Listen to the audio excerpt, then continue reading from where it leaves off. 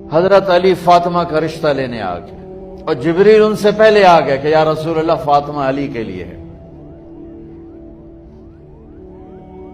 باپ محمد مصطفیٰ جیسا ہے، رشتہ مانگنے والا علی جیسا ہے اور بیٹی فاطمہ جیسی ہے.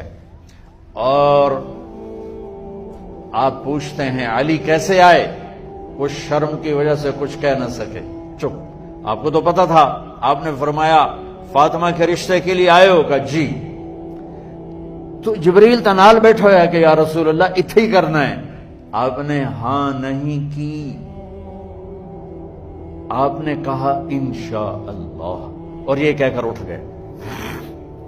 انشاءاللہ نبی کا ہاں ہی ہوتا ہے، لیکن جبریل کے آنے کے باوجود اور اللہ کے کہنے کے باوجود میرے نبی کو بھی پتا ہے کہ یہ رشتہ یہاں کاتب تقدیر نے لکھ دیا ہے، لیکن امت کو سبق سکھانے کے لیے آپ گھر تشریف لے گئے.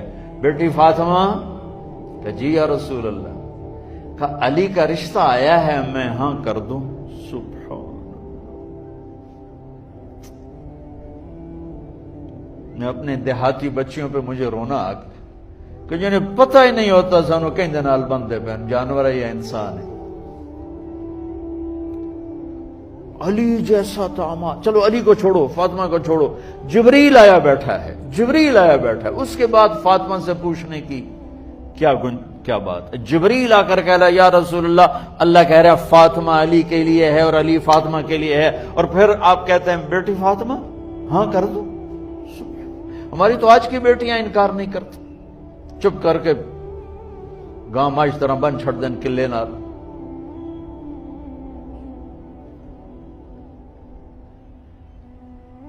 کوئی ان کے اندر کے جذبات کو سننے والا کوئی نہیں ہوتا. اپنی انانیت پر یہ فیصلے کرتے ہیں، اور میرا نبی کہہ رہا بیٹی ہاں کر دو. سبحان. آپ کا کیا خیال ہے فاطمہ نے انکار کرنا تھا؟ یہ تو یہ بیٹیاں نہیں انکار کرتی تو فاطمہ نے کہاں کرنا تھا؟ لیکن یہ سبق دینا تھا ان والدین کو جو نادانی میں نادانی کے فیصلے کر کے اولاد کو ہمیشہ ایک ٹھنڈی آگ میں دھکا دے دیتے ہیں.